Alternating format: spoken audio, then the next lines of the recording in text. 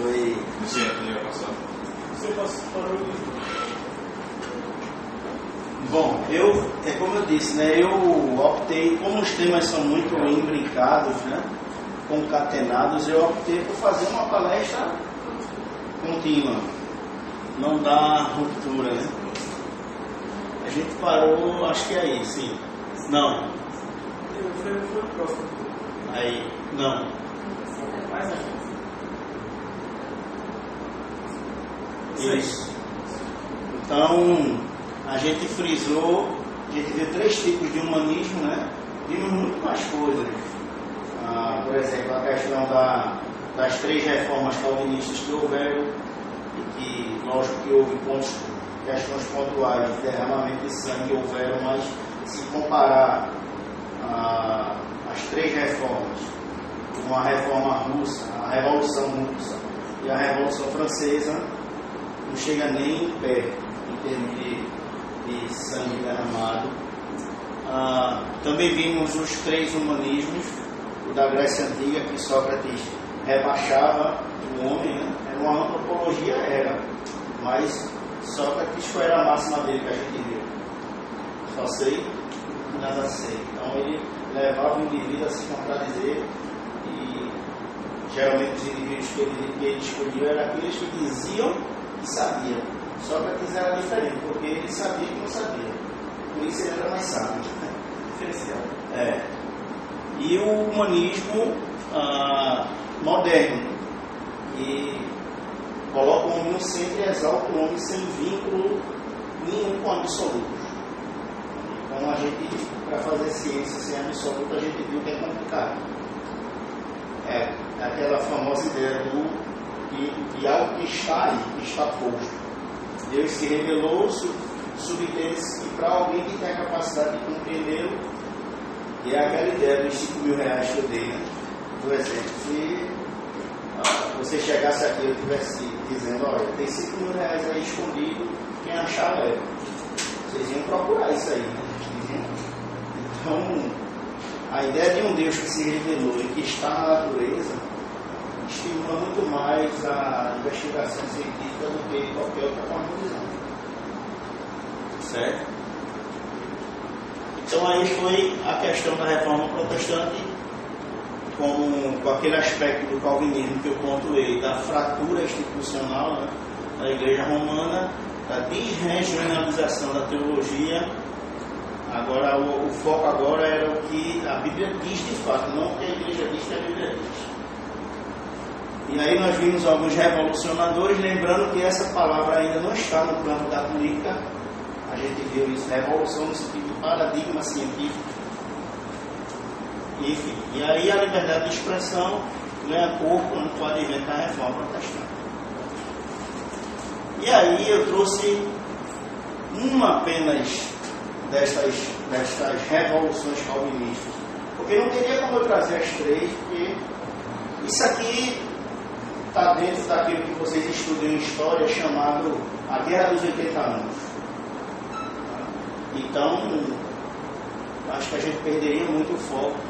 Mas assim, dentro do meu tema, essa primeira revolução seria muito interessante a gente entender. Então, a gente precisa entender que ocorreram aproximadamente mais de 2 cercos, né, a Leiden. O cerco a Leiden em 31 de outubro de 1573. A gente vai entender por que esse evento foi fundamental para a ciência, para a propagação da ciência. Houveram aproximadamente mais de 2 cercos, né, e este evento foi um dos primeiros que deu origem à Guerra dos 80 Anos entre Espanha e nações protestantes, sobretudo a Holanda.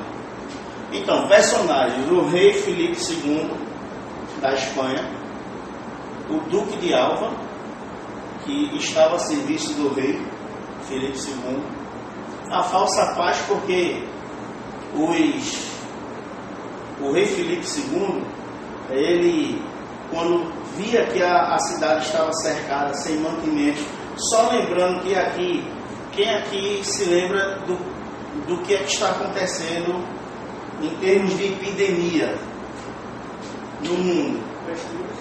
Peste negra. peste negra, ou chamada peste bubônica, né? Onde a doença do rato se proliferou na Europa. Muita gente morria por conta dessa doença. Então, quando o Filipe II via que a cidade estava cercada, sem mantimento, o povo morrendo, ele oferecia uma proposta de paz, mas era uma proposta enganosa, era a falsa paz, na realidade, porque ele queria entrar, subjugar com a religião deles e colonizar aquele lugar, como foi com a cidade de Harem, próximo de aí da, se não me engano ela está por aqui, eu trouxe até um mapa aqui, ó. Harem. Essa cidade, ela foi invadida pelo Filipe II com a proposta da falsa paz, e eles de paz não tinha nada. Eles colonizaram mesmo, impuseram a religião católica e queriam fazer o mesmo com Leyden, certo?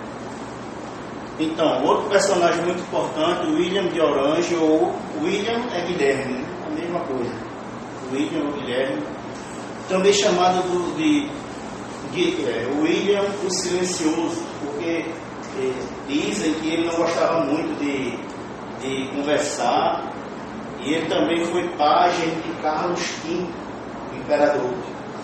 Então, quando perguntava alguma coisa a ele sobre Carlos V, ele evitava falar. Então, o apelido dele é William o Silencioso, Guilherme o Silencioso. Então, Luís de Requenses foi o novo duque de Alva, e o povo, não tem como não botar o povo aí. Como foi que se deu essa empreitada? O rei Filipe II, junto com o duque de Alva, cercou Leyden, certo? Agora esse foi o primeiro cerco. E aí o povo resistiu. O William não estava na Holanda, estava fora, não lembro agora, mas estava justamente vendo a questão de mantimentos para a cidade, para medicamentos, para reparar lá as perdas com a peste negra. E o rei Filipe aproveitou justamente isso para tentar que o seu exército entrar pelo mar, né? Leyden está perto do mar aqui. E o povo resistiu.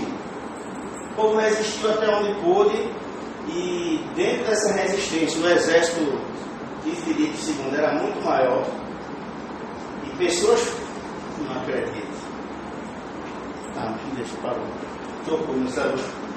Então o exército de Filipe era muito maior, e foi cada vez mais a resistência se tornava difícil, porque o povo não tinha conhecimento bélico, não era exército, e o exército do rei sim tinha conhecimento bélico de luta, mas o povo resistiu. E quando o William de Orange soube dessa resistência, de onde ele estava, ele deslocou uma força armada para ajudar o povo. Só que a maioria dos historiadores dizem que ele teve que esperar por Deus, porque o transporte era via era pelo mar, marítimo. E quando ele chegou perto de Leyden, havia diques que se comportavam as águas, e alguns diques foram transportados por conta de uma forte chuva, e as embarcações do rei de reforço não pôde chegar a Leyden. Ou seja, como as embarcações de Filipe II já estavam lá, então ficou mais difícil ainda de proteger o povo.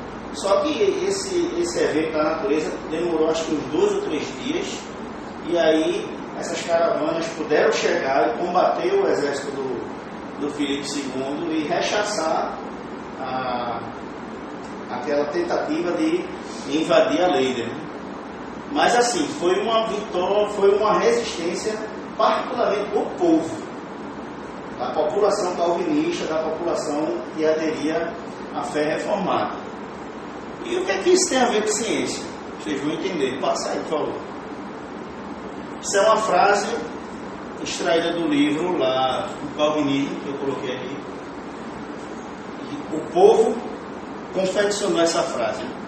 Se necessário for, estamos prontos a consumir nossos braços esquerdos com nossos braços direitos. Perdão. Se necessário for, estamos prontos a consumir nossos braços esquerdos com nossos braços direitos, defender nossas esposas, nossa liberdade e nossa religião contra vós, ó tiranos. Porque o povo já sabia o que tinha acontecido com Harley. Se eles entrassem lá, eles iam também implementar a religião. E não só isso, enfim, era outro tipo de cosmovisão. Já havia uma ideia de cosmovisão calvinista na Holanda muito forte. E eles não queriam abrir mão disso. E por resistir a essa empreitada do rei Filipe II, o que é que vocês acham que o Guilherme de Orange deu de presente ao povo? Porque a resistência foi mais do povo. Quando as caravanas que o rei mandou chegou, realmente ajudou a rechaçar aquele exército, mas a resistência mais que segurou foi o povo. Certo? Mesmo doente, mesmo morrendo pela peste negra, houve uma proposta de falsa paz de Luís, de Filipe II. Ele disse: vocês não vão conseguir resistir por muito tempo, vocês estão morrendo, vocês estão sem mantimento, a peste negra está matando todo mundo, deixa a gente entrar aí que a gente vai pacificar. Não, aí ele disse isso aí. Por conseguir resistir, o que é que vocês acham que o povo pediu e o rei atendeu, o rei deu de presente? O que é que vocês acham que foi?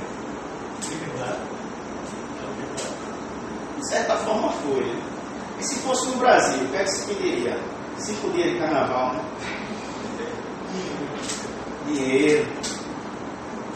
Passa aí para a gente ver o que foi. Como presente ao povo pela resistência, o rei Guilherme constrói a Universidade de Leiden em 1575, referência na pesquisa científica em toda a Europa. Então veja, como premiação por uma resistência a uma colonização, o povo é presenteado com uma universidade. Se não fosse um povo que não gostasse de estudar, não iria ser esse tipo de presente, ia ser qualquer um.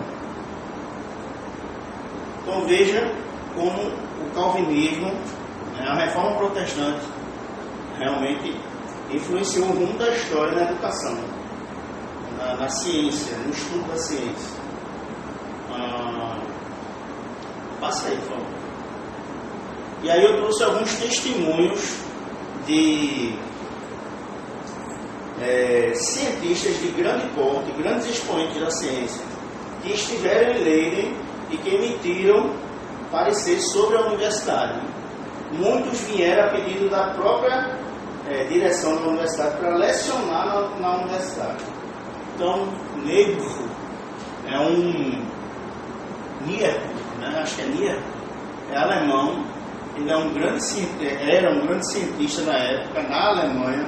A Alemanha já tinha mais ou menos uma referência na ciência, também por parte de Martim Lutero, protestante. E olha o que ele diz aí sobre Leiden. A Câmara do Conselho Administrativo da Universidade de Leiden é o mais memorável saguão de ciência. Então, calvinismo e a reforma protestante estão imbricados com o desenvolvimento científico, com o ambiente da ciência. E a gente vai ver que, por exemplo, mais na frente a gente vai ver que nessa universidade foram produzidos vários artefatos científicos, e influenciaram toda a Europa e toda a história dos estudos científicos, tanto nas áreas humanas como nas sociais. Aliás, nas ciências naturais. Pode passar. Então, outros grandes nomes da ciência moderna que lecionaram em Leiden: Scaliger, Salmasius. Esses foram, se eu não me engano, foram filólogos. Justus Lipsius e esses dois aqui, esse daqui, Tiberius Ernsterus, e o outro lá são sobrinhos, tio e sobrinho, eles são filósofos. E nenhum aí, somente esse de baixo aqui que era da própria Holanda. Mas os outros são da França e outros países que foram trazidos para poder lecionar em Leiden. Certo?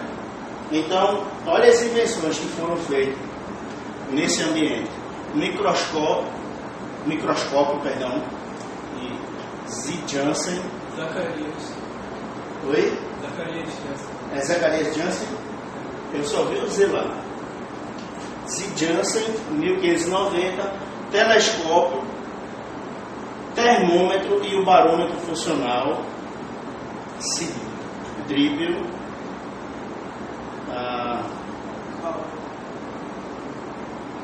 Anton van Leeuwenhoek, microscopista muito influente na época. O que é que eu quero mostrar para vocês? Por exemplo, o telescópio. Quem foi que usou muito o telescópio? Mais ou menos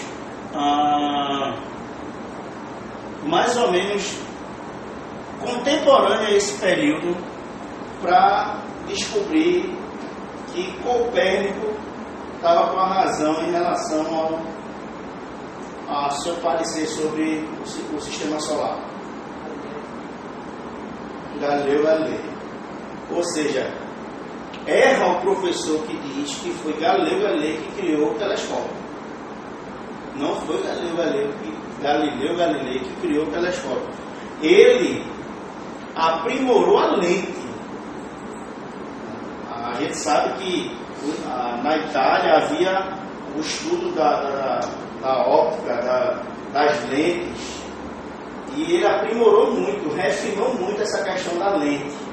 E também, qual é o outro ponto de pioneirismo de Galileu? Ele deslocou o telescópio de uma função para outra. Qual era a função do telescópio, por exemplo, usado pela Força Naval da Holanda? Era observar os inimigos no mar. Galileu, ele desloca o equipamento desse ambiente e melhora a lente e bota para o céu. Aí é que ele vai conseguir ver que Copérnico realmente estava com a razão em relação ao sistema heliocentrista, enfim. Mas não foi Galileu que criou o telescópio. Isso é um engano, dizer que foi ele. Quem criou o telescópio, o microscópio, foram os holandeses. Depois dessa resistência de Leiden, com a cosmovisão calvinista já impregnada na sociedade. Certo? Pode passar. Então, aí eu comecei a trazer alguns textos do livro, né? Calvinismo. Alguém pode ler esse texto para me ajudar? É um fato inegável que a Holanda calvinista tinha amor pela ciência e encorajava, mas sem dúvida a prova mais evidente e mais convincente é encontrada no estabelecimento da Universidade de Leiden. Recebe como mais alta recompensa uma universidade de ciência numa ocasião, quando através de uma luta terrível, o seu heroísmo, o curso da história do mundo foi mudado. Somente é concebível entre o povo em cujo próprio princípio de vida está envolvido o amor pela ciência. Pronto. Então, eu acho que a prova mais cabal que a gente tem de que o calvinismo influenciou a ciência moderna para alguém que ainda resista em aceitar que o cristianismo, a cosmovisão cristã é mais favorável à busca científica, é esse evento na história. O cerco da cidade de Leiden. Não tem, porque a partir disso o rumo da história vai ser mudado. Agora imaginem se o Filipe II tivesse entrado na cidade? Será que essa universidade teria sido construída? Poderia até ser, mas ainda com aquele magnetismo institucional, né? A ciência muito presa ainda à questão eclesiástica, ao clero, enfim. Então, o calvinismo ele contribui para essa ruptura institucional, essa ruptura da autoridade. A autoridade agora é o povo, que pode consultar as escrituras, que pode examinar livremente, que pode interpretar e fazer ciência baseada nisso. Vocês estão tão tristes. Sim. Pode passar. Então, outro texto extraído do livro dos Francis Schaeffer, né? Como viveremos, ele diz: partindo do fundamento cristão, temos a esperança de descobrir algo de verdadeiro no universo pela razão.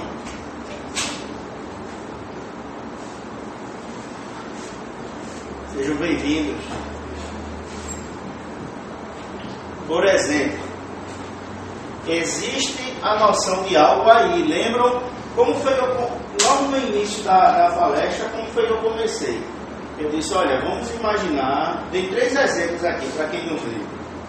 Por exemplo, digamos que você entrasse na sala e eu dissesse, olha, eu estou com dinheiro aí sobrando, como eu sei que a vida de estudante é muito difícil, eu escondi 5 mil reais aí, quem achar leva.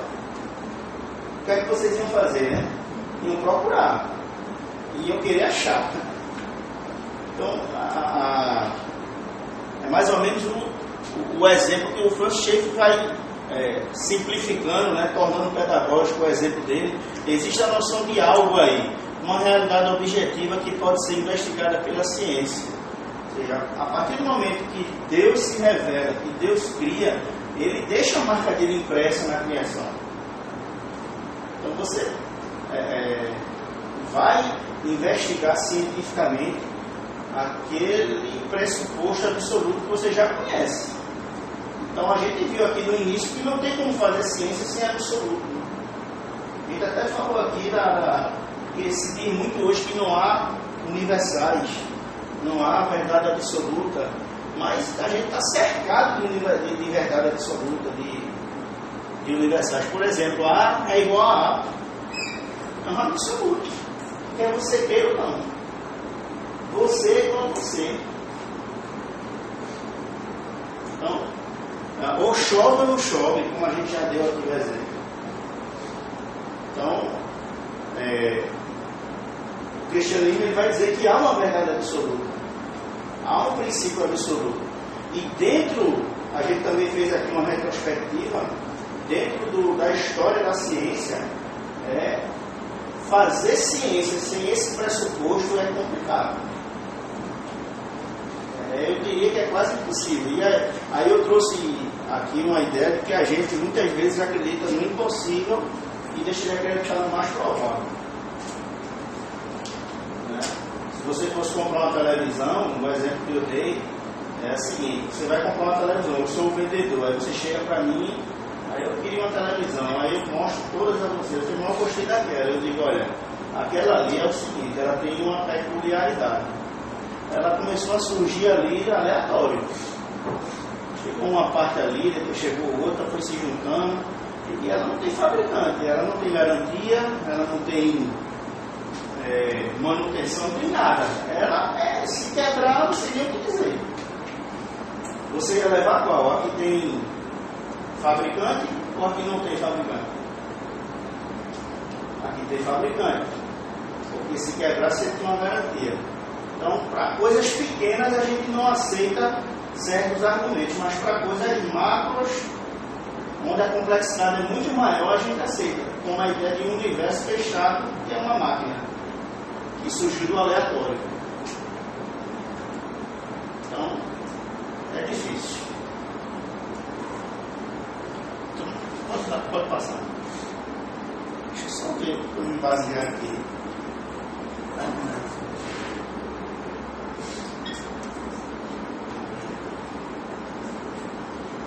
Então, aí talvez alguém diga assim, olha, mas até agora você só trouxe argumentos de cristãos, né? De pensadores cristãos, o Abraham Kuyper, o Francis Schaeffer. Beleza. Aí eu trouxe aqui um texto de uma das maiores autoridades na ciência que não é cristão. Eu trouxe ele, John Oppenheimer, e trouxe o Alfred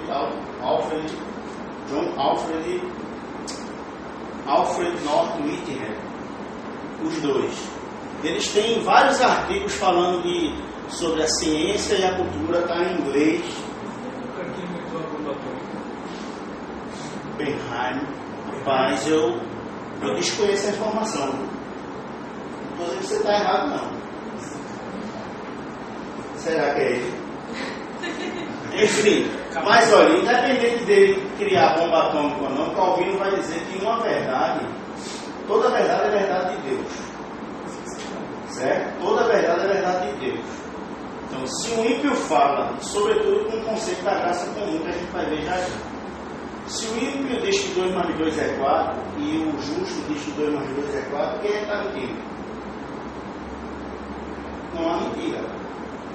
Então, se ele criou a bomba atômica, eu desconheço, mas se ele criou e ele está falando uma verdade, não anula. O fato de ele ter criado a bomba atômica não anula ele está falando uma verdade. Certo? E ele diz o seguinte: a ciência moderna nasceu em uma cosmovisão cristã, porque a ideia é justamente a insistência do absoluto. Não se faz ciência sem absoluto. Eu vou repetir isso aqui até ser insistente. Por exemplo, a gente aqui viu desde a antiguidade, por exemplo, vimos que Sócrates, vou repetir rápido, Sócrates faz uma investigação em torno do absoluto. Ele não quer saber do belo particular, ele quer saber do belo absoluto. Do belo, não do que é belo. Tales de Mileto, no seu sistema, ele vai dizer que tudo vem da água, ou seja, veja, é um sistema materialista, grego, mas que tem um absoluto. Não há, falei até do bóson de Higgs agora, que descobriram na física, que tudo vem a partícula Deus. Há necessidade, gente, isso é um princípio lógico, isso não é invenção de ninguém, não. Aristóteles teve que achar um motor imóvel, Platão teve que achar um mundo das ideias, Tales a água, Anaxímenes o ar. A Idade Média, toda a Idade Média também tinha o seu pressuposto, que era Deus. Os verbos gregos, por exemplo, gegnoske e episteme, significa algo que é parado, absoluto. A única época da humanidade que se fez ciência sem um princípio absoluto é a modernidade. Só que eles usam aquele absoluto com um argumento filosófico. Mas se você tira o absoluto, você também tira tudo que você veio aprendendo durante algum tempo. E isso já torna até algo absoluto. E acho que você falou uma coisa interessante na primeira palestra, porque os cientistas pós-modernos, sobretudo moderno também, mas os pós-modernos, eles vão dizer o quê? Não há absoluto, certo? Mas isso já é um absoluto. Aí você disse, foi o que você disse, tentam tirar o absoluto, criando um absoluto para dizer que não há absoluto. É loucura isso, gente. Isso é loucura. A única época da humanidade que se tenta fazer ciência sem um pressuposto, sem um paradigma, sem um absoluto, é a modernidade. E aí a gente tem alguns exemplos aqui da arte, né? Eu gosto muito da arte, da estética, porque a gente vê a aberração mais de forma latente. O Piero Manzoni fez lá, expôs 90 latas que ele literalmente, desculpa a expressão, cagou dentro. Tem uma exposição lá, botou lá na galeria. Merda de artista, o nome da obra de arte. Essa é a arte moderna. A cosmovisão não tem absoluto, não tem valores absolutos. Não. Tudo é tudo. Então, Oppenheim. Mas se tem alguém aí com internet para verificar a informação?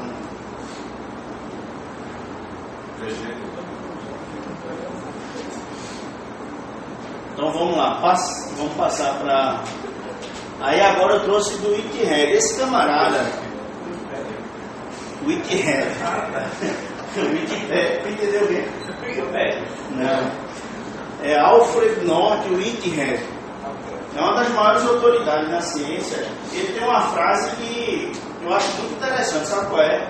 Ele diz assim: todo mundo ocidental é uma nota de rodapé de Platão.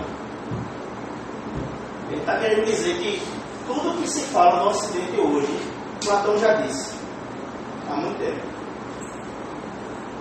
Bom, ele pode estar sendo muito extremo, né?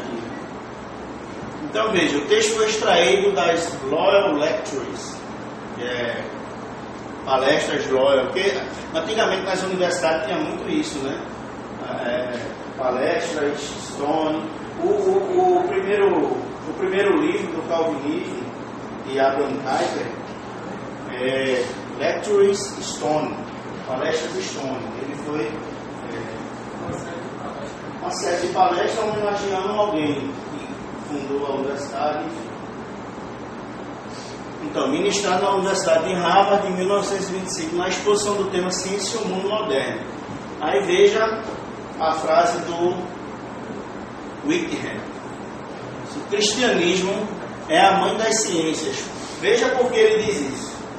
Por causa da insistência da Idade Média na racionalidade inteligível de Deus e na racionalidade inteligível do ser pessoal. Vocês devem estar lembrados que lá no início, acho que no primeiro slide, eu falei da proposta da minha palestra qual iria ser. E só, eu não vou aqui, a proposta da minha palestra não é como é que se diz? Gerar um novo massacre de São Bartolomeu contemporâneo. Eu não quero aqui rechaçar a Igreja Católica como sendo demonizar a Igreja Católica. Não é meu objetivo nessa palestra. Até mesmo porque eu entendo que de forma menores, de forma níveis menores, eles contribuíram também para a ciência de alguma forma. Não como o calvinismo, não como a reforma protestante, que espalhou mais isso, mas de alguma forma, e o Whitehead vem bem dizer e confirmar isso. Porque o cristianismo é a mãe das ciências por causa da insistência da Idade Média na racionalidade inteligível de Deus e na racionalidade inteligível do ser pessoal. Ou seja, há uma conexão, né? Lembra aqui que eu falei que eu apaguei. O que foi que o Kant fez, o filósofo moderno? Separou o mundo em nômeno e fenômeno. O nômeno não pode ser alcançado pela mente, não pode ser abordado. O fenômeno, sim. Ele tem lá 3 ideias transcendentais: o eu, Deus e o cosmos, o mundo, em seu conjunto fenomenal. Então essas 3 ideias não podem ser abordadas. O que pode é o fenômeno. Então, com Kant perdeu essa ligação que havia em Platão. Havia em Platão um fio condutor do absoluto para o particular. Tanto é que Sócrates não quer saber Sócrates quer saber o que é o belo. Ele não quer saber do particular, ele não quer saber quem é belo. Ele quer saber do belo. E aqui eu trouxe para vocês 3 exemplos, né? Vamos lá, deixa eu ver se eu me lembro. Por exemplo, Sócrates está lá conversando com o Eutíforo. Eutíforo é um sacerdote. E aí Eutíforo está indo fazer um sacrifício prestar um sacrifício a um deus, a uma deusa, se não me engano. Sócrates diz, Eutífilo, o que é piedade? Aí Eutífilo diz, olha Sócrates, piedade... Não, pode deixar. O que é piedade? Piedade não é Sócrates diz. Eutífilo diz, piedade não é o pai de Jabotão, mas não, estou brincando. Ele diz, piedade é agradar a um Deus. Aí Sócrates faz, ora, mas o que agrada a um Deus pode desagradar a outro. Era um panteão de deuses na Grécia. Aí Eutífilo faz, depois eu converso com você e foge. Ele leva o indivíduo à contradição pela ironia. Aí ele está conversando com Hípias. Hípias é um grande orador. E Hípias pensa que sabe. E o problema dos sofistas era esse. Sócrates era inteligente porque ele sabia que não sabia. Só sei que nada sei. Então, quando Sócrates vai conversar com Hípias, o que é o belo? Aí Hípias diz, o belo é uma jovem, é uma donzela. Veja, Hípias, ele está falando do que é belo. Sócrates não está perguntando o que é belo. Sócrates está perguntando o que é o belo. É diferente. Então, Sócrates não quer a particularização. Sócrates quer o universal. O absoluto. Aí ele faz, não, então belo é o ouro. Aí Sócrates faz, mas olha, tem uma estátua de Atenas que Fídias construiu que é de bronze e é bela. Então belo não pode ser o ouro. Leve. Belo é o que é mais utilizável. Aí Sócrates pega, olha, eu tenho uma colher de ouro e uma colher de madeira. Qual é o que você utiliza mais na cozinha? A de madeira. Aí ele olha para Sócrates e faz, Sócrates, depois a gente conversa e foge. Sócrates não quer o relativo, Sócrates não quer o particular, ele quer o absoluto. Da Grécia Antiga até o final da Idade Média, como ele diz aqui, a existência da Idade Média na racionalidade inteligível de Deus, do absoluto, e na racionalidade inteligível do ser pessoal. Da Grécia Antiga até a Idade Média, até o final da Idade Média, se fez ciência voltada para o absoluto. A modernidade é peculiar em querer fazer ciência sem absoluto, sem um paradigma. Eu diria que é como empinar uma pipa sem linha.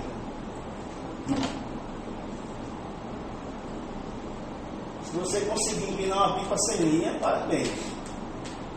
Até um drone tem um controle remoto, né, hoje. Precisa da referência.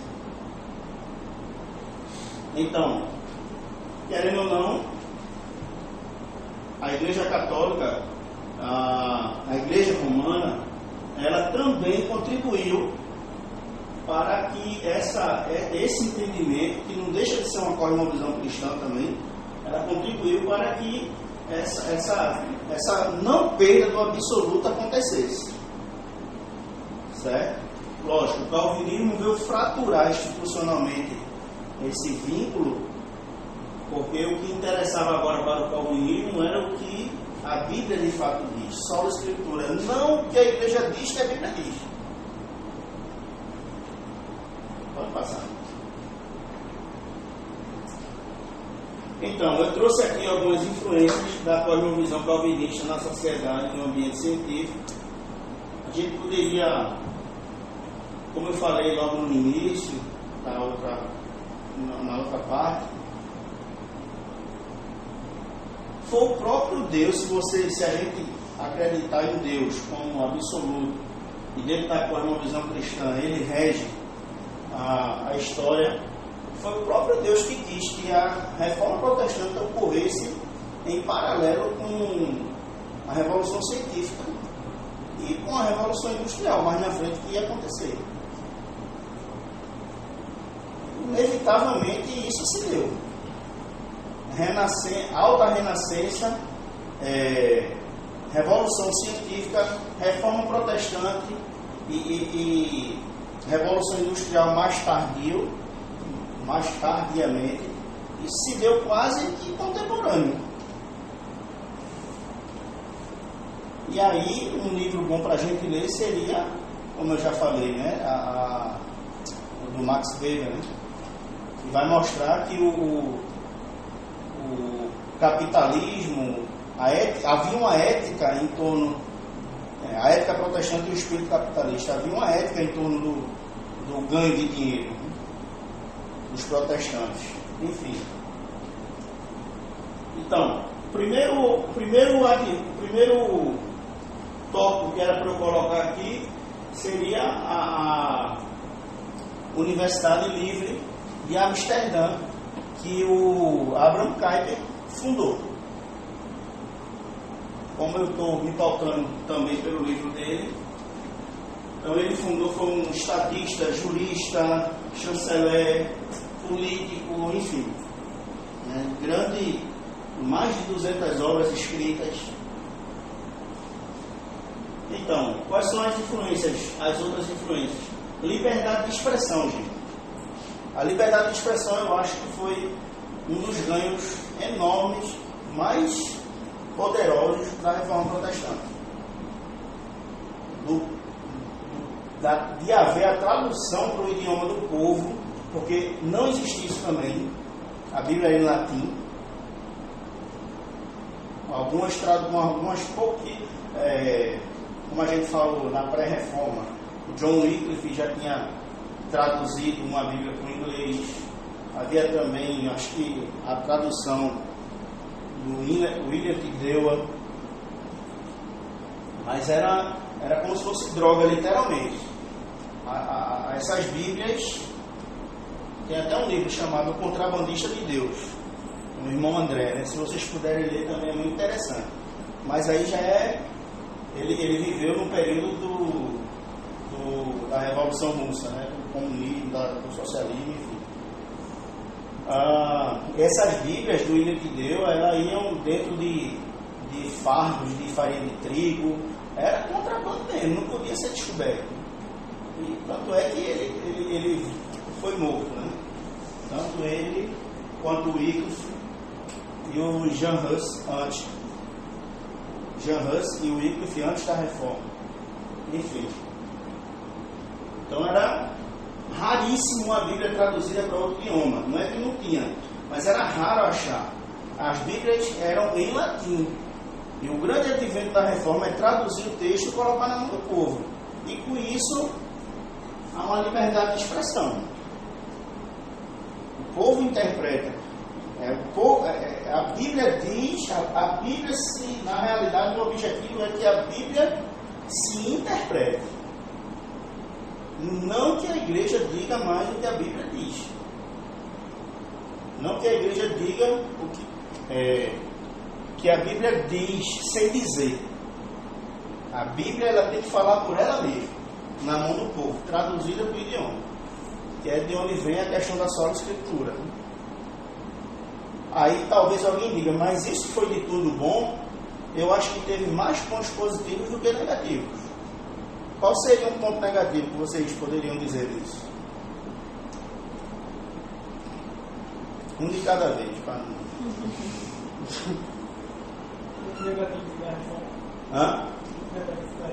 Um ponto negativo de traduzir o texto e botar na mão do povo. A ideia da livre interpretação, mas Seitas. Talvez aquele que não esteja acostumado a ler aquilo pode entender outra coisa. E manipulação. Alguém querer o que você quer entender. Mas também tem um lado positivo, né? Do confronto com as doutrinas da Igreja de Roma, né? Por exemplo, quando o povo viu que já viram, na realidade, quando eu disse a vocês que eu tenho muita dúvida se Lutero, sinceramente, eu não tenho opinião formada sobre isso ainda, se Lutero queria dividir a igreja ou se ele queria apenas reformar, eu tenho muita dúvida. Ora eu penso que ele não queria, ora eu penso que ele queria.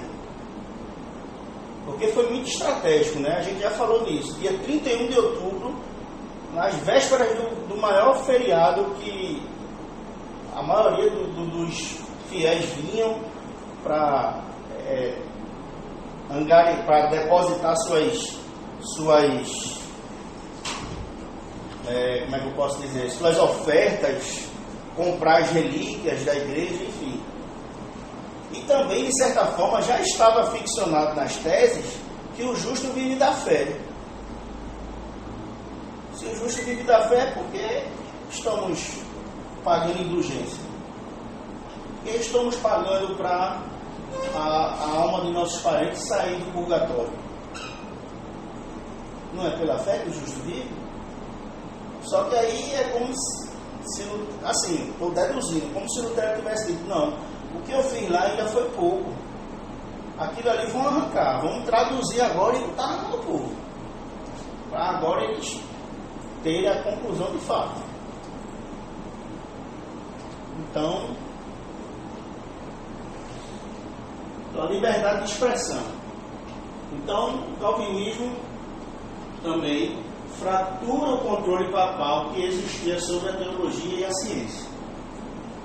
Não era só a teologia que estava sendo monitorada pelo controle papal, pelo clero. Era a ciência também. Ora, o que aconteceu com Galileu Galilei? O que aconteceu com Giordano Bruno?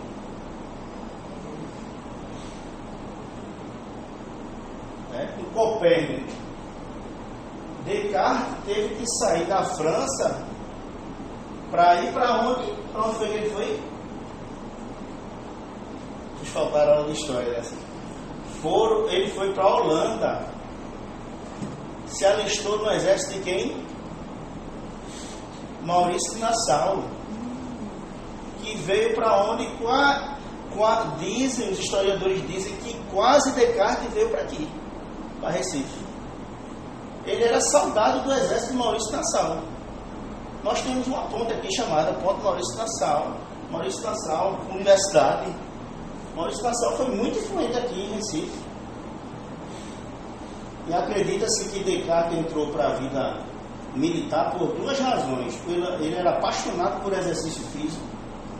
Ele não queria sair da forma. Ele gostava do regime disciplinar físico, e também porque fazendo parte de um exército naquela época poderia viajar nos navios. Então ele tinha esses dois objetivos.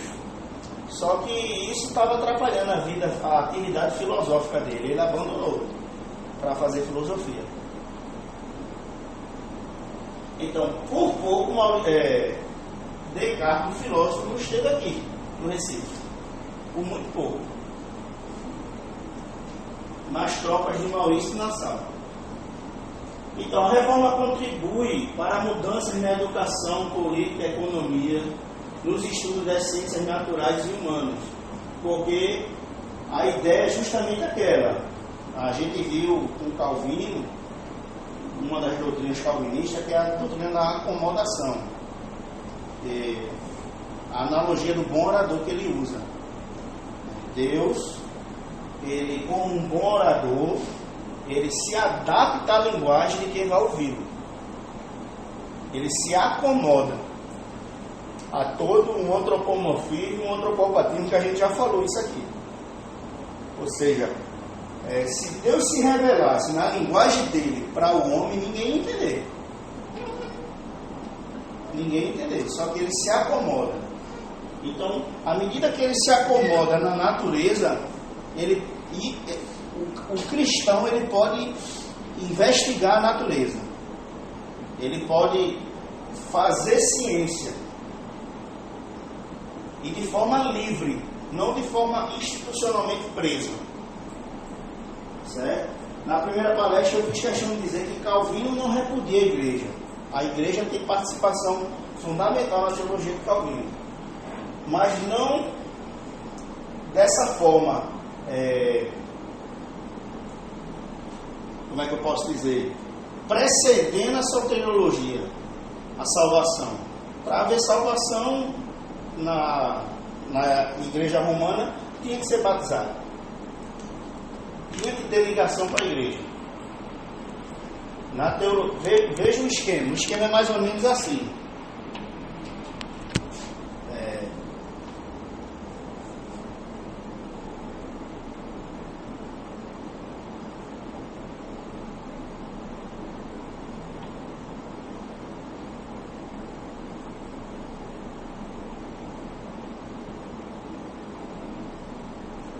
O homem passa pela igreja para chegar à salvação.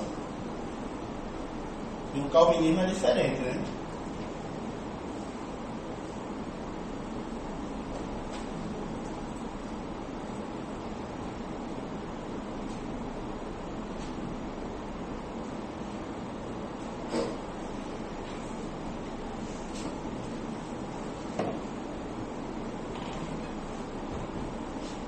No calvinismo é diferente. A salvação vem primeiro. O homem não precisa o único vínculo que o homem precisa para a salvação no calvinismo é Cristo. Mas a igreja, ela é como se fosse uma a guardiã dos sacramentos, a guardiã das ordenanças, mas não em caráter salvífico, como é no primeiro exemplo. Então a igreja tem uma importância muito grande no calvinismo, mas não soteriológica, como era no catolicismo romano. Então, Harvard, Oxford, Yale, Princeton, foram universidades criadas literalmente por cristãos protestantes, calvinistas. Eu não sei se tem mais, com certeza deve ter, pelo menos influência cristã deve ter, Massachusetts, Cambridge, Harvard, porque Cambridge foi uma colônia de estudantes que deu origem lá. Mas como é a Inglaterra, deva ter influência cristã, mas essas com certeza foram originariamente construídas, idealizadas por cristãos protestantes, certo? A primeira escola de nível primário na Europa foi em Genebra, feita por Calvino. Primeira escola nível primário em Genebra. A primeira escola nível primário da Europa foi confeccionada justamente por João Calvino. A Sociedade por uma Filosofia Calvinista na Holanda também é uma sociedade de pesquisa científica muito importante e que foi originalizada a partir de Hermann Doiver. Vocês devem ter escutado falar dele aqui com Vinícius. Também foi um grande jurista, um grande estadista lá da Holanda. Essa sociedade, por uma filosofia calvinista na Holanda, ela existe no mundo todo. Se você entrar na internet, você encontra. Você pode se filiar, e aí há trocas de estudos, pesquisas, enfim. Eu trouxe essa informação, mas assim, pela questão da influência na sociedade, né? Mas foge um pouquinho do caráter específico da ciência, enfim, da palestra. O convento de Santa Clara foi transformado em um hospital em Genebra. Antes era um convento, e aí houve a desocupação e foi feito um hospital, que não deixa de ser também uma área científica aqui, né? A questão da medicina, enfim. Também em Genebra já se deu o primeiro passo para isso. Pode passar. E essa frase aí é minha. Depois, quando eu cheguei nesse estágio aí dos slides, eu construí essa frase. Nada mais é que um grande erro tirar o cristianismo e a influência da reforma protestante do cenário da ciência moderna e pós-moderna. Se alguém faz isso, ou é por ignorância, ou é por tendenciosismo. Infelizmente. Se alguém diz que a reforma protestante não foi importante no desenvolvimento da ciência, do estudo científico, do estudo das ciências naturais, sociais, no estudo das ciências humanas, se alguém diz isso a você, ou é ignorância, ou é falta, ignorância ou é tendenciosismo. Ele sabe que foi, mas ele não quer reconhecer. Ou é ignorância, ele não tem o conhecimento. Já aconteceu de alguém dizer isso a vocês em sala de aula, ou que não procede, que a reforma protestante gerou a opressão?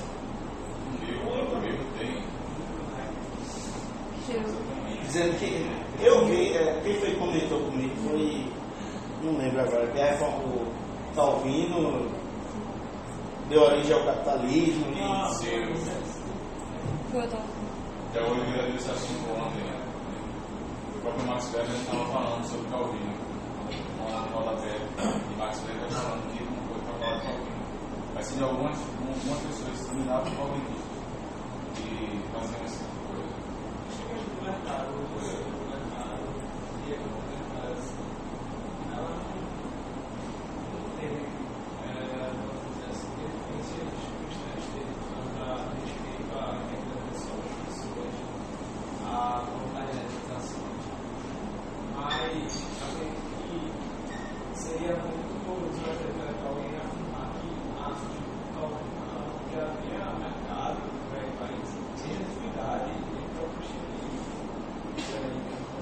Porque especialmente os próprios cristãos na antiguidade tardia foram eles também para pessoas que conseguiram levar o poder imperial do Império Romano. Se for dessa forma, nós seremos honestos. Essas pessoas tratam e até porque, como diz o Luciano, a reforma protestante contribui muito para a transição do feudalismo para uma dimensão cultural, uma política. Daí também a influência da história do seu filho,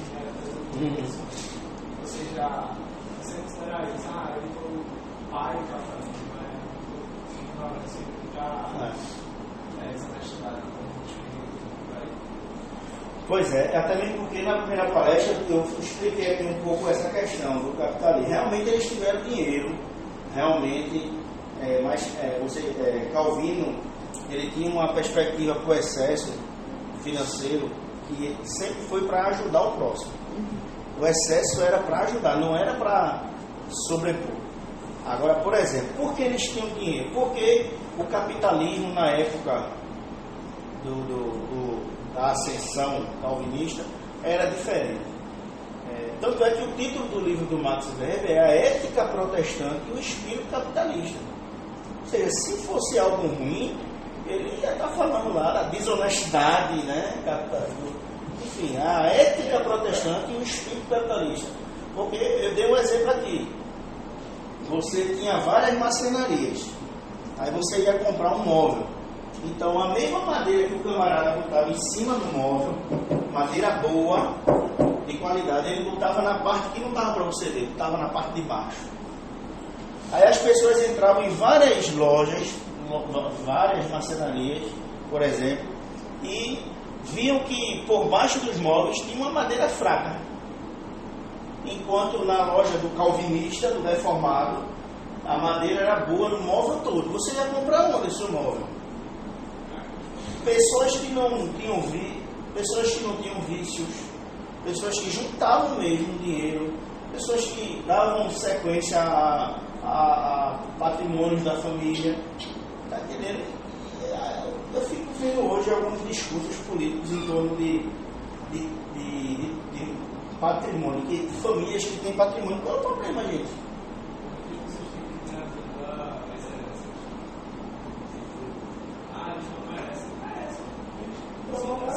Olha, eu vou dizer uma coisa para você: dinheiro não dá no pé. Isso é a maior certeza do mundo. Se alguém tem dinheiro, é porque fez por onde, velho. E aquela questão da... A gente sabe que tem as exceções. Aí o cristianismo funciona na questão de pensamento a longo prazo. E não gastar tudo na... Isso. Se tiver grado, vai ser sempre acumulado. É. É verdade. Isso funciona muito com a pública capital para poder fazer inovações, fazer trabalho de trabalho e até mesmo da forma mais fácil possível. Tem um livro do Rubem Alves, Histórias com E. Histórias com E. Todo mundo sabe aqui a diferença, né? De Histórias com E e História com H. Faltaram aula de português também. Nossa, vocês estão gaseando. História com E é conto. É história fictícia. Fábula. E história com H é história. Então, Histórias com E de quem gosta de ensinar. Ele tem uma frase lá que eu acho fantástica. Ele diz: todo mundo é socialista, até ganhar uma herança. Porque quando você ganha herança, você não quer dividir, né? Todo mundo é socialista até ser liso. Mas ganha uma herança para ver se você quer ser socialista. Só falar isso vai para os pais. Não pesquisou muito. É simples, não é simples, mas diz que o cara manda cada vez que tem uma vida bem simples. Uma vez eu estava na universidade, aí o professor começou a detonar também calvinismo, esse mesmo discurso. Aí eu levantei a mão e disse: professor, Calvino ele tem mais de 200 obras escritas, comentários bíblicos, hinários. O senhor já leu quantas obras de Calvino? Ele disse: nenhuma. Eu disse: como é que sou? Olha, gente, eu tenho um princípio comigo: eu não aceito que ninguém critique ninguém sem ler. Se você quer criticar alguém, leia. Quer criticar Karl Marx? Leia as obras de Marx. Quer criticar Nietzsche? Leia Nietzsche. Pronto, eu posso dizer que Nietzsche não encosta um dedo no cristianismo. Um dedo sequer. Porque Nietzsche ele faz o que na lógica a gente chama do homem, do espantalho, o argumento, o homem de palha. Sabe o que é homem de palha? Por exemplo, o que é mais difícil? O que é mais fácil para mim? Brigar com ele ou fazer um boneco dele danar cacete? O mais fácil é fazer o boneco. Dá nele, compra aí. Lá fora Então, quem usa muito essa falácia é Jean Willis. Perceba os debates dele. Ele está discutindo, aí de repente ele fala: mas o homossexual merece ter respeito, merece trabalhar, merece ter dinheiro. Quem está dizendo isso que não merece? Quer dizer, o oponente dele não disse em momento nenhum que o homossexual não merecia nada disso. E ele começa a falar isso rápido, a turma levanta. Mas assim, eu digo, vai você começa a debate, você faz uma coisa não, você vai explicar toda a construção. É outra falácia, envenenar o poço. Se você estudar a falácia, o nome dessa falácia aí é envenenar o poço. Antes do debate, o cara fala: não, mas você é de direita. Eu nem falei nada ainda. Porque eu sou de direita, eu não posso falar não. É complicado. Feito um professor meu chegou na sala de aula. O professor meu chegou na sala de aula e fez: gente, estourou, parece que estourou um bujão de gás agora aí no Shopping Boa Vista. Aí uma menina de esquerda tá lá no fundo. Falei: não, isso é sua opinião, eu discordo.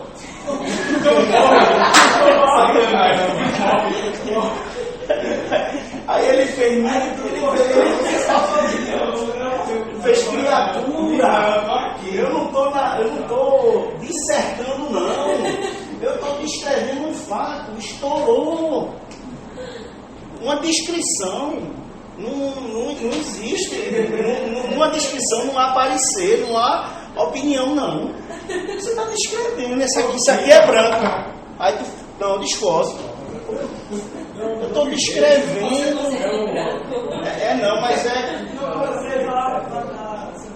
Mas sabe o que é? É a mania já que tem de partir para a agressão, para cima, sem. É a mania, é o costume.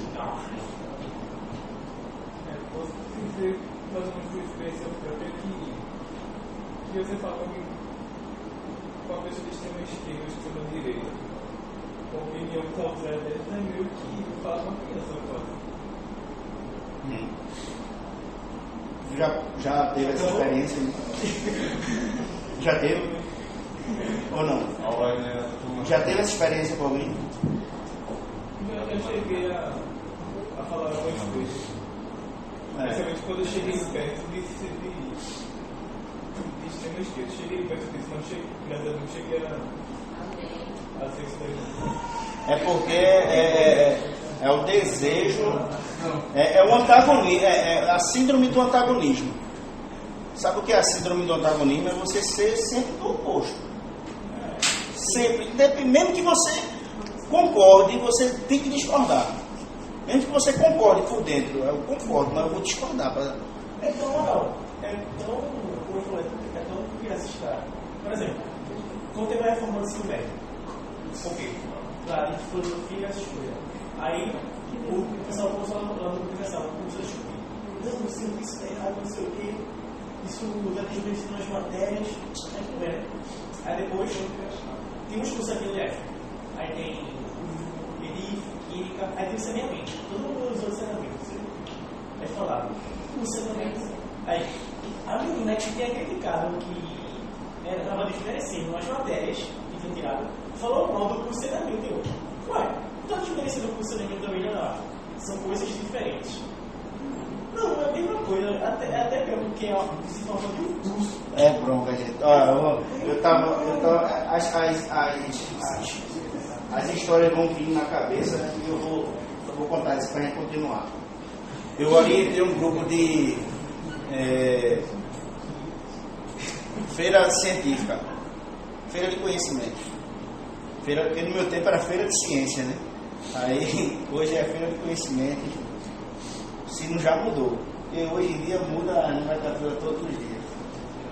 Aí tinha um grupo falando sobre pesquisas, essa polêmica de fazer os animais de cobaia para pesquisa, para experimentação de remédio. Aí eu parei na barraquinha deles, e aí os avaliadores sempre vão com a prancheta, né? Aí eles já ficam com medo. Eu gosto de ir com a prancheta na bolsa, porque é mais uma conversa franca. Eu acho que eles ficam mais à vontade até. Aí eu conversando com o rapaz, ele não, professor, veja só, hoje já tem uma experiência aí, porque existe uma célula. Foi a primeira vez que eu vi isso também.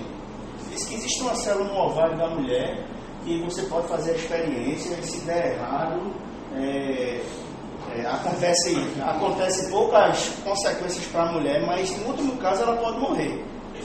Só isso. Vai acontecer ela demais, mas talvez. Aí eu disse, pessoal, tu prefere matar uma mulher? Aí eu falei baixo, eu disse que as feministas não te escutem isso. Tu prefere matar uma mulher do que um rato, bicho? Ser sincero, pense nisso. Ele fez, não, mas é raro, aconteceu. Sim, mas pode acontecer. Tu tá marcando, assim, eu juro a você, deu vontade de eu dizer, testa na tua mãe, porque se morrer, é tua família mesmo. É feito o cara que descobriu a varíola, né? Ele testou nele mesmo, né? No filho. Aí, beleza, aí eu digo, aí esse mesmo é o cheio. É Edward Jenner, né? Isso aí. Teve outro também que foi testar nele um experimento, morreu. Teve vários. Aí, esse é o bom médico. Teste você, teste no seu filho, teste na sua mãe, na sua irmã. Vai querer testar na. Peraí. Eu quero que teste no rato mesmo, em quem for, no cachorro. Entendeu? Eu não sou de fazer malvadeza com os animais. Amo os animais, tenho um cachorro. Agora, Se é para fazer experiência em animais ou em seres humanos, faça isso em animais. É o princípio da. É o absolutismo graduado, né? Que vai dizer que a vida está em primeiro lugar. Não nem precisa pensar muito aí. Enfim. Eu pensando, defensores dos animais não produziram isso. Fazer o quê, né? Não tem aquela. A ciência precisa avançar. Se descobrir um novo método que não prejudique os animais, que possa ser feito, que parece que já tem, eu sou leigo nesse assunto, aí beleza, mas eu concordo. Agora, enquanto não descobrir, eu sou a favor que use os animais. É melhor do que usar chego. Enfim. Então, pode passar. Isso aqui é a Sociedade Real de Londres para a Melhoria do Conhecimento Natural, 1962. Olha, nessa sociedade, se eu não me engano, apenas 3 membros não eram reformados protestantes. Apenas 3. O resto tudinho era. E tinha, no início, logo quando se deu, tinha em torno de 60 pessoas. Certo? O que foi? Eu vi eles aqui, ó. Aí, eu lembrei do nosso lado, a página da Terra. Aí fizeram um lá, que sabe que se o cara. Se você for físico. Deixa eu terminar. Deixa eu me contar Se você sabe físico, rasgue seu diploma aí. Eu quero utilizar aqui. Me rasguei então? Vacilão. Se você for físico e acredita em Deus, deve ser muito bom. As crianças atrasam.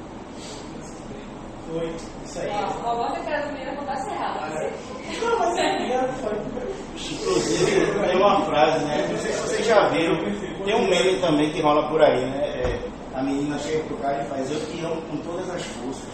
Todas as forças é igual a 0. Então, eu não te amo, cara. Tu nunca visse isso, não. Nunca vi isso, não. Por exemplo, quando cristão, apresenta o cristão, mas não é um problema negativo. Negativo significa mais. Então é sim. A mesma coisa é quando a mulher chega pro namorado, ou pro noivo, ou pro marido e diz: aí chega e diz: olha, seja mais romântico. Vocês, mulheres, não sabem a loucura que vocês estão pedindo. Vocês sabem o que é o romantismo? O romantismo, eu não vou, grosso modo, é um movimento que enfatiza as pulsões naturais do indivíduo. Então, quanto mais ele demonstra as pulsões naturais dele, mais ele é romântico. A maioria dos teóricos românticos, eles se matavam, eles se suicidavam, eles tiravam a própria vida. E, por exemplo, o Marquês de Sade, de onde vem a palavra sadismo, era uma espécie de romantismo aquilo ali. E ele fez atrocidades com as mulheres dele, que eu não vou nem dizer. Realista, né? Então, quando você chega para um homem ou para uma mulher que seja mais romântico, você está. Se ele ou ela conhecer a história do movimento. Então,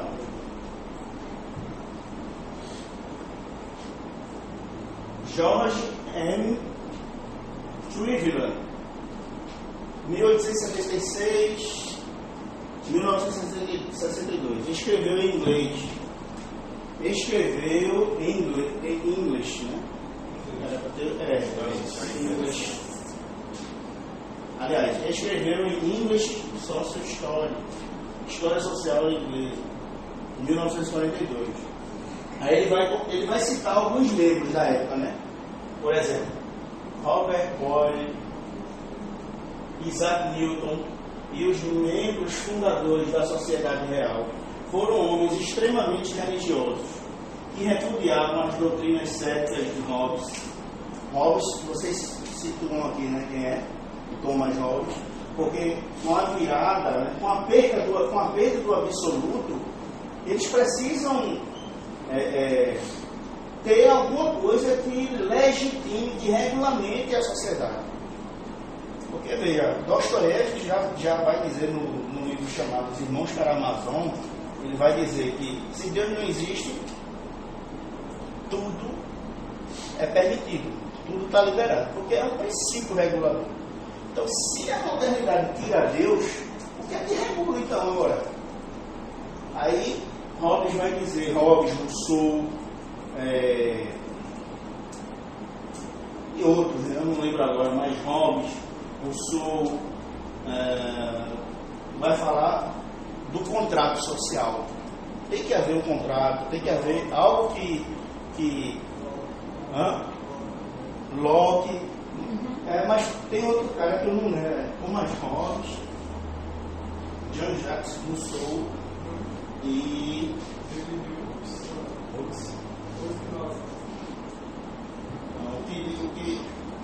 acho que é Hobbes mesmo, eu estou viajando, é Hobbes. Então, é preciso algum parâmetro. Então, o homem é lobo do próprio homem. Então, tem que haver um contrato que delimite o espaço de um lobo para o outro. Enfim, só que ainda vai haver quebras nas cláusulas contratuais, enfim. Eles precisam de algo que regulamente a sociedade. Porque se Deus não está... Então ele diz aqui, e repudiava as doutrinas céticas de Hobbes, mas eles lembraram a seus compatriotas de que há uma lei no universo, além de métodos de investigação pelos quais é possível descobrir a verdade. Veja, descobrir a verdade. Pois eles acreditavam que estes métodos jamais poderiam levar a uma conclusão que não fosse consistente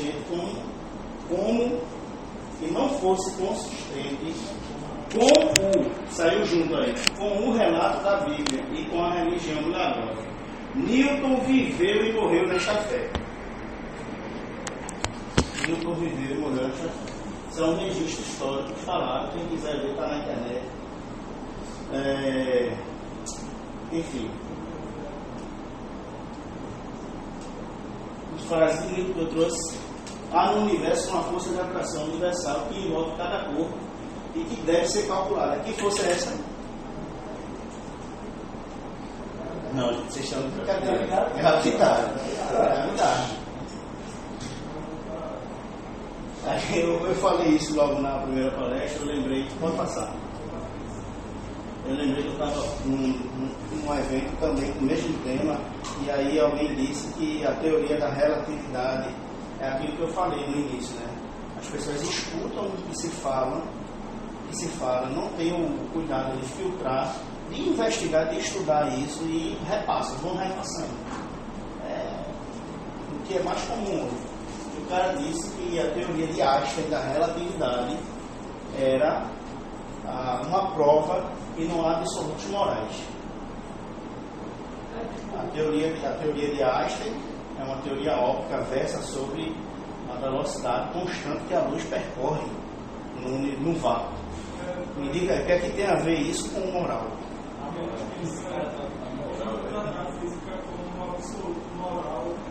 E o próprio Einstein disse que eu não posso imaginar que Deus joga dados no universo, ou seja, que Deus está fora jogando dados.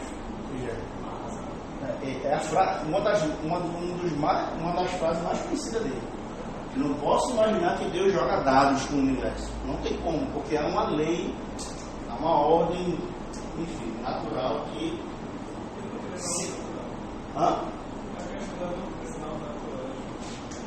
Como é no... A não crença na aula natural. Ter uma maneira tão perfeita que se torna complexa. Na realidade a gente falou disso na primeira palestra, que é uma crescente complexidade, né? Uma progressiva complexidade. Se a aleatoriedade não era para ser sempre uma complexidade crescente. Era para ser aleatório. A gente trouxe algumas perguntas que ajudam melhor a pensar o problema. Por exemplo, como é que a alma surge da matéria? Como é que o imaterial surge do material? Como é que o humano surge do não humano?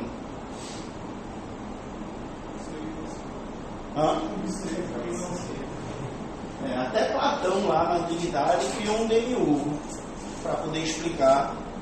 E é ele que dava a ordem, mas a modernidade nem demiurgo ela quer. Não é nada de absoluto. Então, aí vem uma frase de Bacon, extraída do Novo Órgão, porque Aristóteles ele tem um livro chamado Órgão. Então ele refaz toda. Na realidade, muitas teorias de Aristóteles e Ptolomeu caem por terra na modernidade. Porque não é que Aristóteles errou, e é também. Mas Aristóteles não tinha a instrumentalização que esses homens tiveram. Aristóteles. Hã? Até outra fase também, a conhecimento da modernidade. A modernidade tem que fazer aquela revolução cultural. Sem querer destruir todos os pilares da lógica. Isso.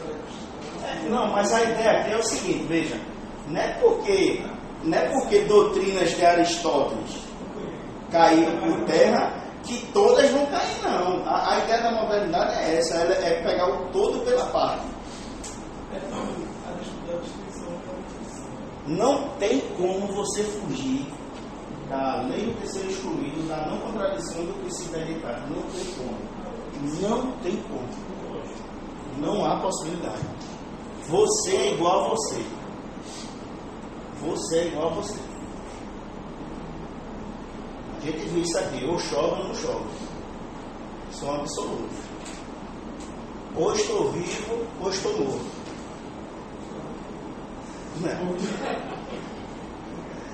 Não pode você estar morto e vivo ao mesmo tempo.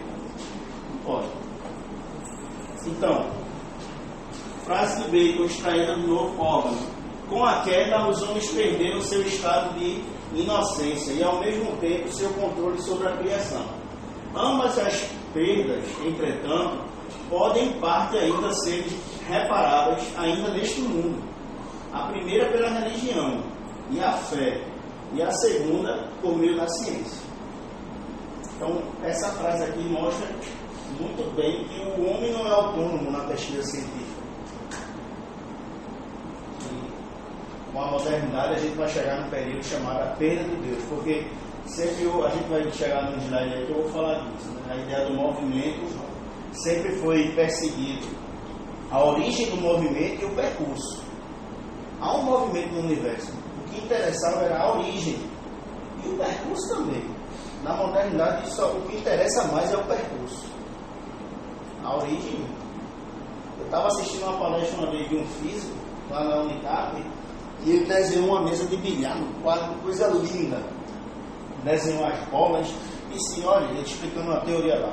Essa bola bate nessa, isso aqui é o átomo, ele vem daqui, passa para cá, não sei o que. Eu disse, professor, me tira uma dúvida. Eu expliquei, eu entendi tudo que o senhor falou aí. Agora quem deu a primeira tacada para a bola poder rodar? Começa a rodar do nada.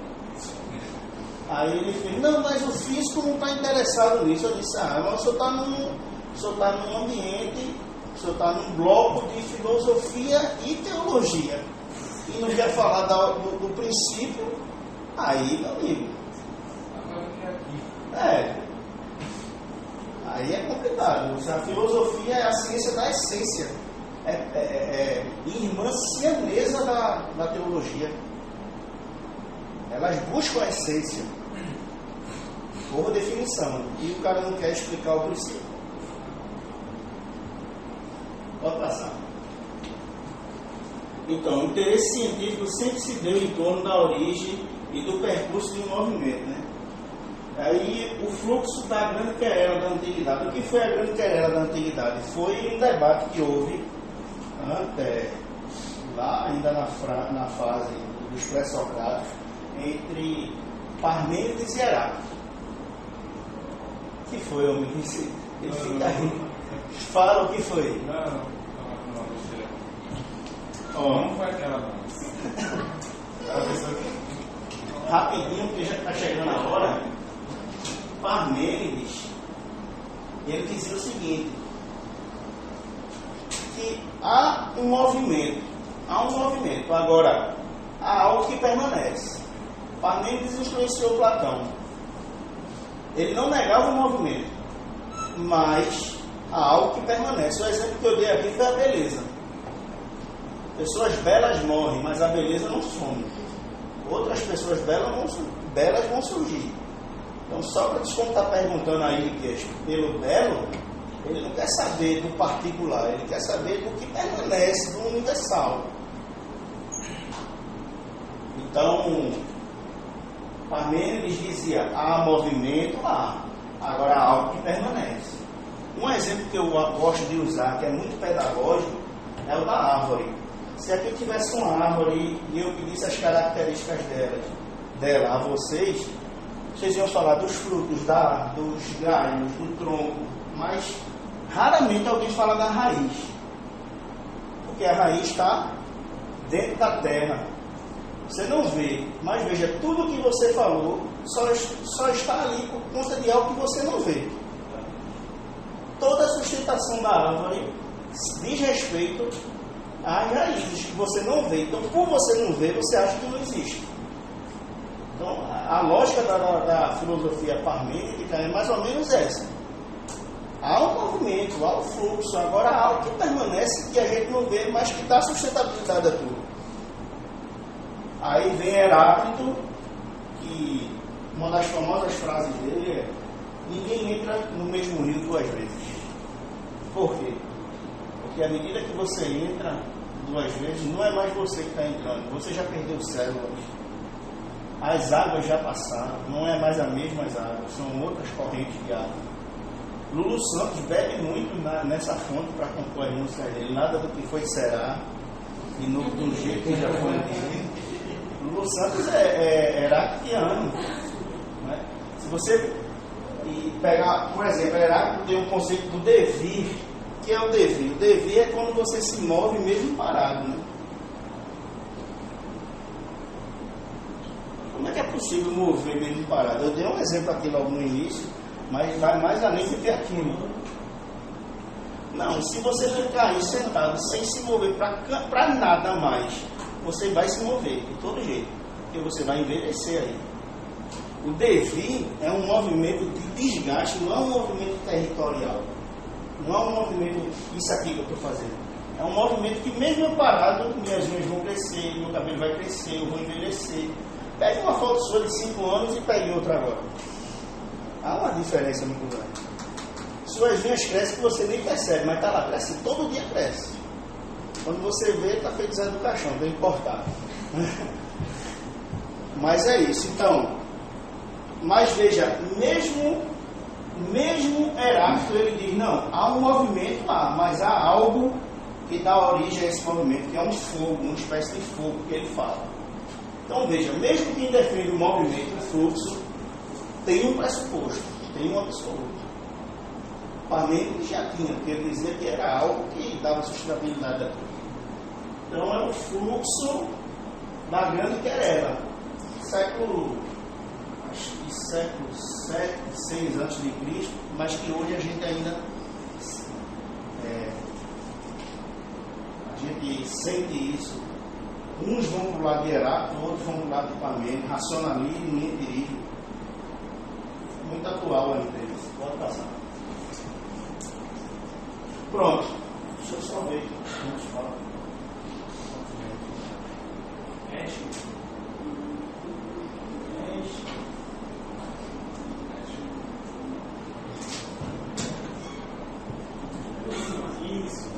Pronto, está perto de acabar. Pronto. Vamos lá, rapidinho, para a gente encerrar. Então, eu vou explicar esse já e o próximo já junto para a gente matar logo. Como alguns dos principais princípios calvinistas influenciaram a pesquisa científica nas mais diversas áreas. A depravação total. A existe uma doutrina tomista, Tomás de Aquino, que é a pura naturalia, que vai dizer o seguinte, que o homem tem duas esferas, uma celeste e uma terrena. 2 equipamentos, ele é duplamente preparado, tanto terreno quanto celeste. E com a queda, só foi afetado o equipamento celeste. Não houve deteriorização do equipamento terreno. Em outras palavras, a vontade foi corrompida, mas o intelecto não. Então, há uma certa autonomia do estudo científico, da razão, com essa teoria. Porque pela razão o cara pode chegar a Deus. Mais tarde a gente ia ver, como a gente viu aqui rapidamente, Descartes. Descartes vai dizer que o homem pode chegar a Deus pela razão. Isso já veio dessa teoria tomista. Então isso enfatizou muito a questão humanista do poder da razão. O que é o iluminismo? É a era da ênfase na razão, do saber. O homem chegou na maioridade, como muitos teóricos vão dizer, sobretudo Kant, e agora tem que caminhar só. O homem é autônomo, o homem tem que se emancipar da religião, o homem tem que ser cada vez mais independente, porque a razão está no topo. Isso é um ranço de uma teoria tomista, de que a queda do homem não corrompeu o intelecto, só a vontade. A pura naturalia. Ou seja, ele é puro, naturalmente falando. O equipamento que foi corrompido é o equipamento celeste. Aí vem Calvino e diz, não, o senhor errou. Ele é totalmente depravado. Totalmente depravado. Tanto o intelecto quanto a natureza, tudo é corrompido. Por quê? Porque essa ideia tomista dá uma noção de autonomia na pesquisa científica. Para Calvino, ele quebra com essa autonomia porque não há ciência autônoma, no sentido de ser independente de Deus.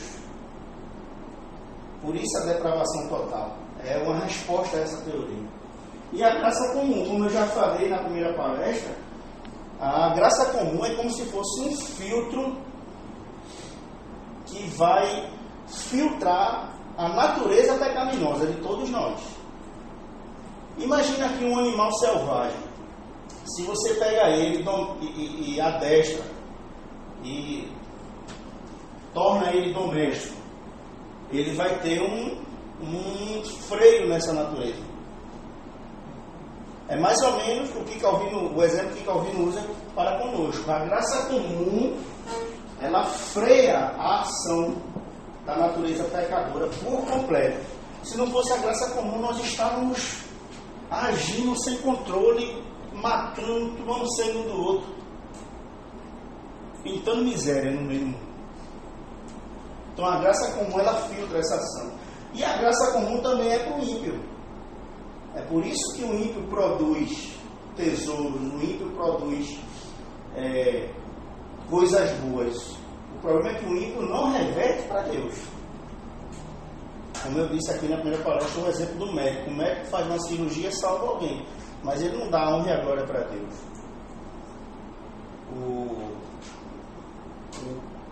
O eleito, e aí eu não vou entrar na teoria da eleição aqui, porque não é a proposta, mas o eleito, ele reverte essa bondade, esse ato bom para Deus. Então é a diferença. Mas a graça comum está para todos. Passa aí, por favor. Aí vê o texto que vai explicar melhor isso. Tesouros preciosos têm vindo a nós da velha civilização pagã. Em Platão, vocês encontram páginas as quais devoram. Lembrando que Abraham Kuyper está dando uma palestra em Princeton, em 1898. Eita, agora eu esqueci a data. Mas, se eu não me engano, é 1898. 1898, se eu não me engano a data. Ele está dando essa palestra, são 7 palestras, né? E ele está falando para estudantes cristãos, e não cristãos também. Então ele diz: tesouros preciosos têm vindo a nós da velha civilização pagã. Em Platão vocês encontram páginas as quais devoram. Cícero fascina vocês, os leva adiante pelo seu tom nobre e desperta em vocês santos sentimentos. E se considerarem seu próprio ambiente, aquilo que lhes é relatado e o que vocês deduzem do estudo e da produção literária de descrentes profetas, quanto há que os atrai, com o que vocês simpatizam e admiram. Não é exclusivamente o brilho do gênio ou o esplendor do talento que excita seu prazer nas palavras e ações de incrédulos, mas muitas vezes é a sua beleza de caráter, seu zelo, sua devoção, seu amor, sua franqueza, sua fidelidade, seu senso de honestidade. É isso mesmo. Não podemos deixar de mencionar. Frequentemente vocês nutrem o desejo de que certos crentes pudessem ter mais desta área. E quem dentre nós não tem sido ocasionalmente envergonhado ao ser confrontado com as chamadas virtudes dos pagãos? Ou seja, esse negócio de dizer que não há produção positiva no mundo pagão, isso a igreja romana, a igreja de Roma por muito tempo disse isso. Não há, por exemplo, quando Galileu aperfeiçoou as lentes para olhar o universo, disseram que era pecado porque os homens têm seus olhos e podem olhar para o universo com seus olhos. Então, para que olhar com uma lente? Então,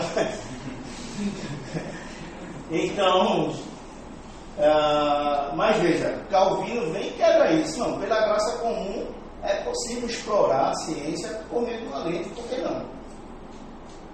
O mundo pagão, Aristóteles, Platão, eles forneceram tesouros pela graça comum, não pela graça salvífica, que é outra coisa totalmente diferente, que a gente não vai entrar, mas pela graça comum. Ou seja, a graça comum, além de minimizar e filtrar a ação da natureza pecadora, ela promove que o ímpio faça coisas boas. Qual é o grande problema? Ele não reverte para Deus. Só isso. Esse negócio de dizer que o ímpio não pode fazer nada de bom, isso Calvino nunca disse. Pode passar. Então, a graça comum impede a manifestação por completa da natureza pecaminosa. Funciona como um filtro. É o que Abraham Kuyper vai dizer. E aí foi as duas noções da noção tomista, né, de Tomás de Aquino, que eu falei já rápido: a pura naturalia e a queda que afetou apenas a vontade humana, não o intelecto. Calvino vai dizer: não existe, é tudo corrompido pela queda, é a depravação total. Porque a ideia de que há algo, uma natureza que não foi corrompida, a ideia de um intelecto que não foi manchado pela queda, leva ao humanismo, leva à centralização da razão, leva ao endeusamento da razão, como foi feito no iluminismo, por exemplo. Acho que encerrou, né? Bom, gente, foi isso aí que eu preparei para vocês. Obrigado, espero ter contribuído com alguma coisa aí. Valeu mesmo. Foi bom ter estado com vocês. Alguém interrompeu?